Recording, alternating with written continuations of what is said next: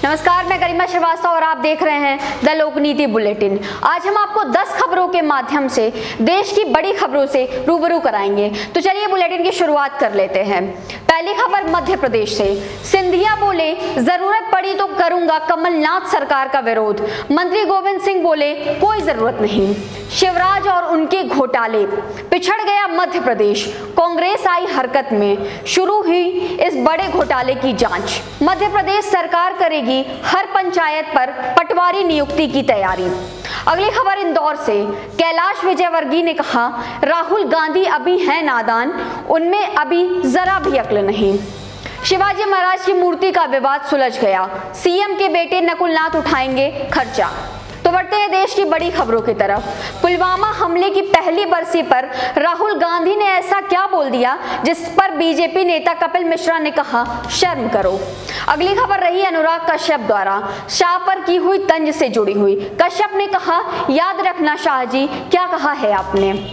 अगली खबर है, सरकार को गरीबों से आती है शर्म, ट्रंप से छिपानी है देश की गरीबी, इसलिए बनवा डाली झुग्गियों के सामने ऊंची दीवारें। बढ़ते हैं द लोकनीति के नियत फिल्मी की तरफ। प्रियंका और निक जोनास के घर आने वाला है नन्हा मेहमान।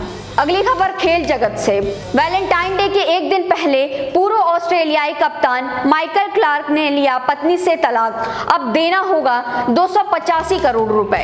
अब खबरें विस्तार से।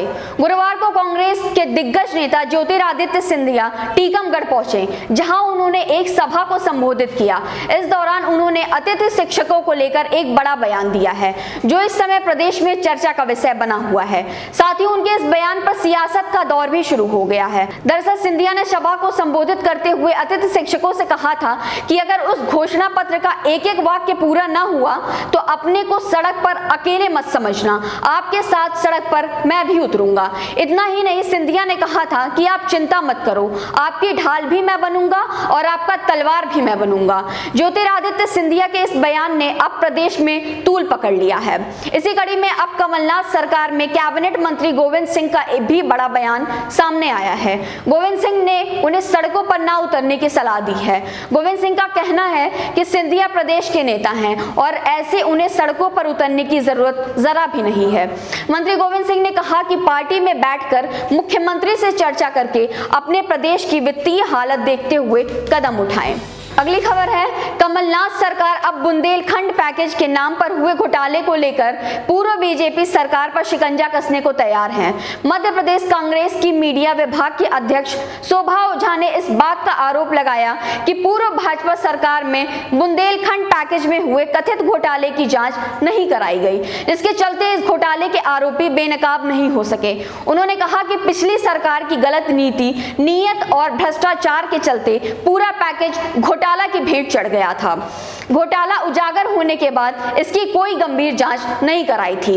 अब मध्य प्रदेश सरकार ने मामले की जांच ईओडब्ल्यू को सौंपा है।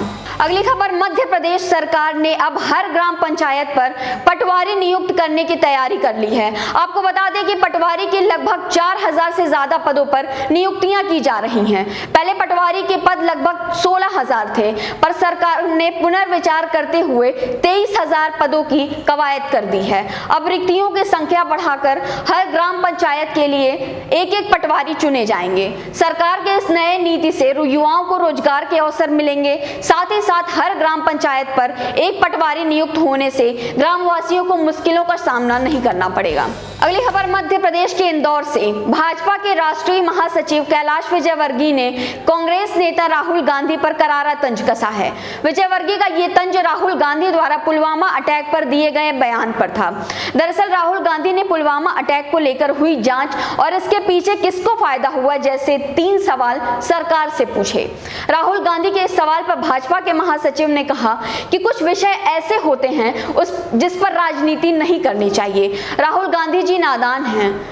मुझे नहीं लगता कि ऐसे प्रश्न पूछना भी चाहिए, ये नादानी भरे प्रश्न हैं। उन्होंने कहा कि उन्हें इस बात की अक्ल नहीं है कि कब किस समय पर कौन से सवाल उठाने चाहिए। हमें उनके सवालों के जवाब देने की कोई भी आवश्यकता नहीं है। अब बढ़ते हैं अगली खबर की तरफ। मध्य प्रदेश के सौंसर में शिवाजी महाराज की मूर्ति को लेकर चल रहे विवाद का मामला अब सुलझ चुका है। मुख्यमंत्री कमलनाथ ने घोषणा कर बताया कि शिवाजी महाराज की मूर्ति पूरे धूमधाम से समारोह पूर्वक स्थापित की जाएगी।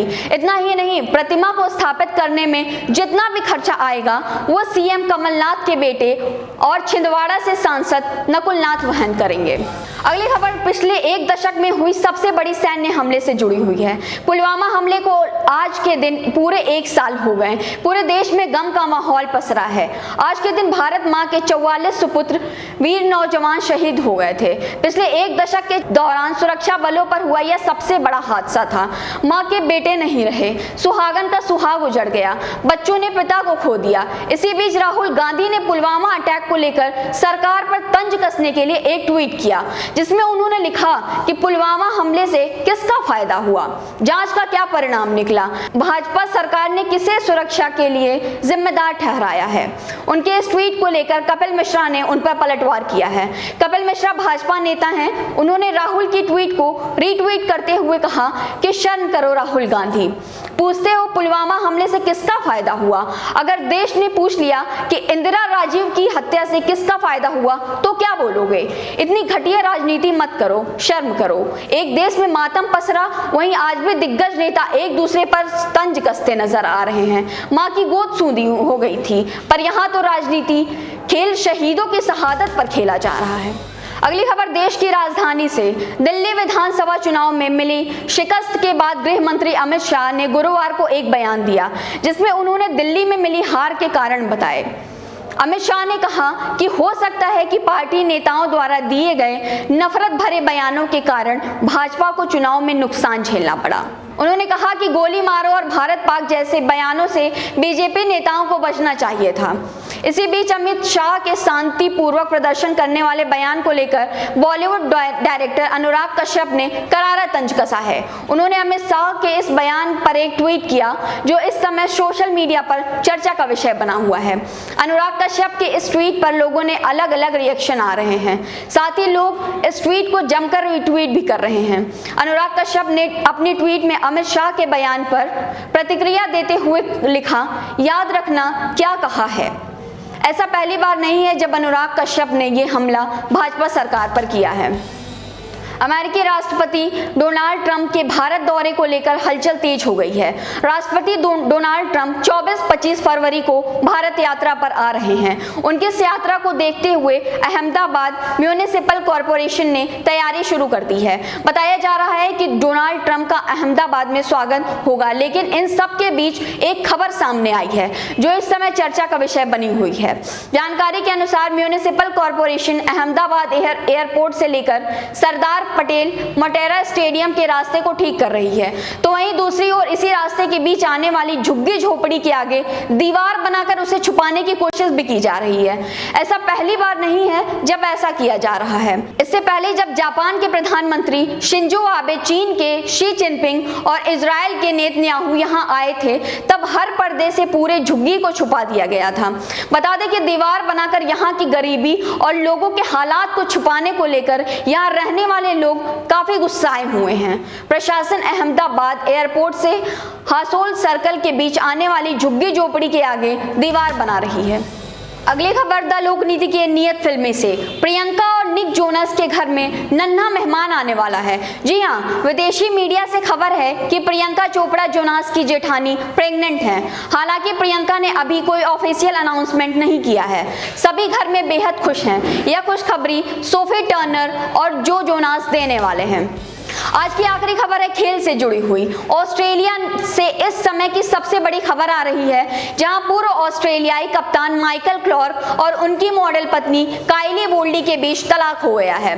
बताया जा रहा है कि उनका तलाक वैलेंटाइन डे के एक दिन पहले हुआ। यह तलाक दोनों की आपसी सहमति से हुआ है।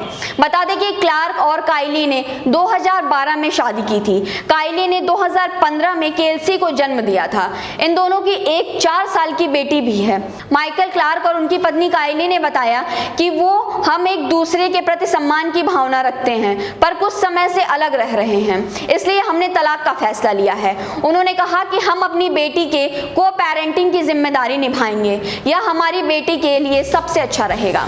तो आज तक के लिए बस इतना ही। मुझे यानी गरिमा को दीजिए इजाजत। देश दुनिया की तमाम बड़ी खबरों से जुड़ी रहने के लिए सदा देखते रहिए द लोकनीति।